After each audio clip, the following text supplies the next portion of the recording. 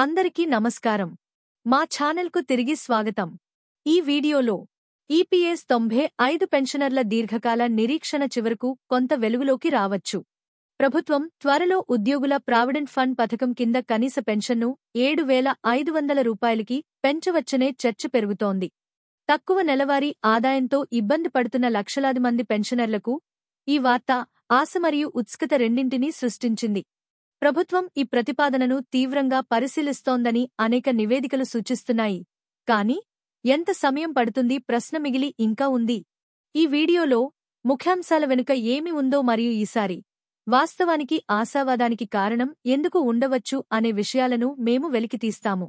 మేము అంశంలోకి వెళ్లే ముందు మీరందరూ మా ఛానల్కు సభ్యత్వాన్ని పొంది మాకు మద్దతు ఇవ్వమని మేము అభ్యర్థిస్తున్నాము. ఇటీవల అనేక వార్తా నివేదికలు కేంద్ర ప్రభుత్వం పెన్షన్ పెంపు ఆలోచనను చేపట్టే అవకాశాన్ని సూచించాయి. పెన్షన్లను పెంచడంపై ఖచ్చితమైన నిర్ణయం తీసుకుంటుందని భావించిన ఉద్యోగుల provident fund organisation EPFO central board నుండి చర్చలు ప్రారంభమైనట్లు కనిపిస్తోంది. ప్రారంభంలో సుమారు 2,500 రూపాయలు వరకు పెంపుదల ఉంటుందని అంచనాలు ఉన్నాయి.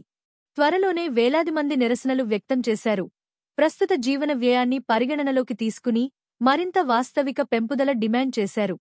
అయితే బోర్డు సమావేశం ముగిసినప్పుడు చాలామంది పరిశీలకులు అనేక అంశాలపై చర్చించినప్పటికీ కనీస పెన్షన్ యొక్క కీలక అంశం ఏ తుది నిర్ణయంలోనూ చేర్చబడలేదని, ఇది చాలామందిని నిరాశకు గురిచేసిందని గుర్తించారు. ఈ అనిశ్చితి మధ్య కార్మిక మరియు ఉపాధి మంత్రి డాక్టర్ మన్సుఖ్ మాండవీయ పెన్షన్ పెంపు డిమాండ్ వాస్తవానికి ప్రభుత్వ పరిశీలనలో ఉందని స్పష్టం చేయడంతో పరిస్థితి ఆశాజనకంగా మారింది.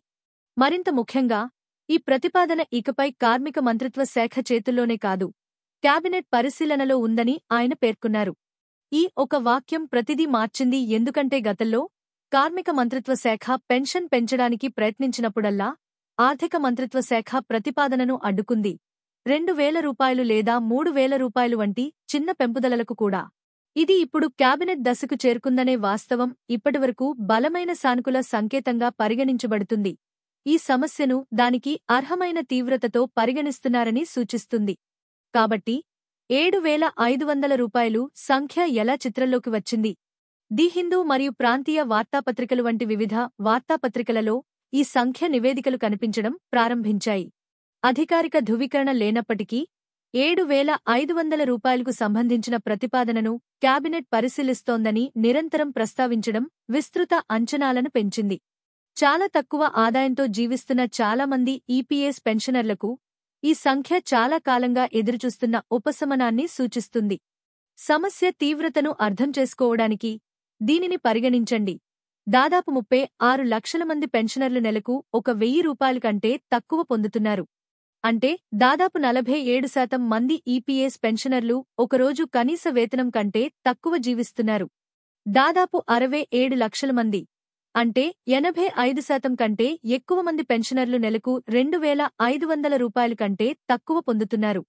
ఈ సంఖ్యలు పెన్షనర్లకు వారి పదవీ విరమణ సంవత్సరాల్లో కొంత గౌరవాన్ని కల్పించే పెంపునకు బలమైన వాదనగా నిలుస్తున్నాయి. దీనిని ముందుకు తీసుకెళ్లే ప్రయత్నాలు కేవలం ప్రజా చర్చలకే పరిమితం కాలేదు.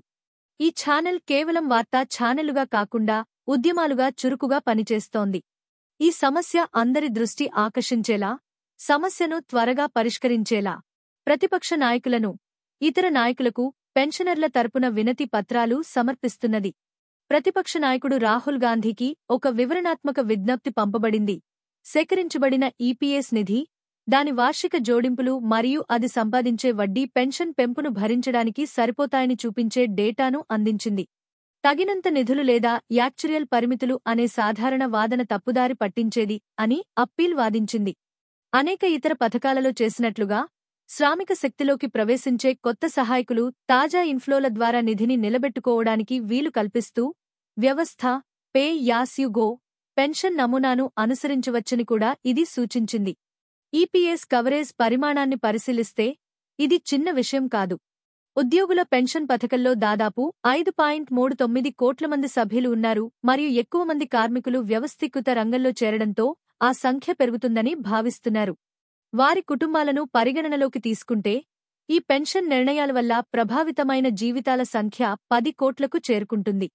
అందువల్ల ఈ సమస్య ఒక చిన్న సమూహం గురించి కాదు.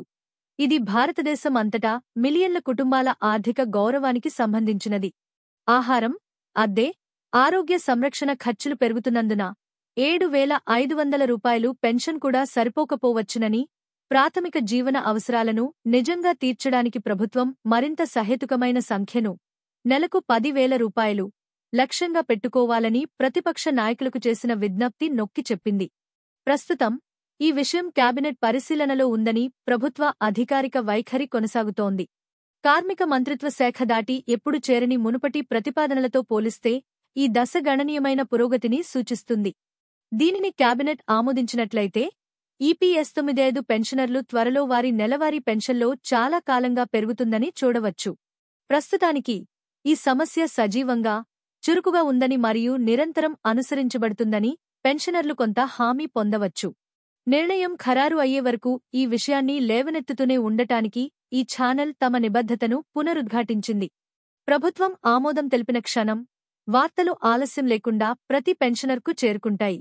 అప్పటి వరకు సందేశం స్పష్టంగా ఉంది: ఆశాజనకంగా ఉండండి, ఎందుకంటే ఈసారి మార్పు చివరకు ఎప్పటికంటే దగ్గరగా ఉండవచ్చు. ఈ సమాచారం మీకు విలువైనదిగా అనిపిస్తే దయచేసి మీ వాట్సాప్ మరియు ఫేస్బుక్ గ్రూపులలో షేర్ చేయండి. మీ ప్రశ్నలతో క్రింద వ్యాఖ్యానించండి మరియు వాస్తవ ఆధారిత నవీకరణల కోసం సభ్యత్వాన్ని పొందడం మర్చిపోవద్దు. ఈ వీడియో చూసినందుకు ధన్యవాదాలు.